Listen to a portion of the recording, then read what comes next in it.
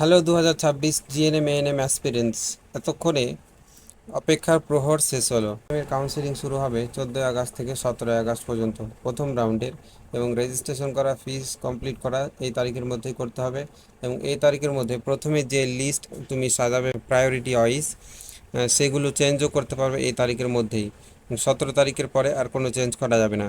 এবং 19 তারিখে প্রথম রাউন্ড এর সিট অ্যালটমেন্ট হবে, এবং সে অনুযায়ী অ্যাডমিশন ফিস দিতে হবে 19 থেকে 21 তারিখ এর মধ্যে।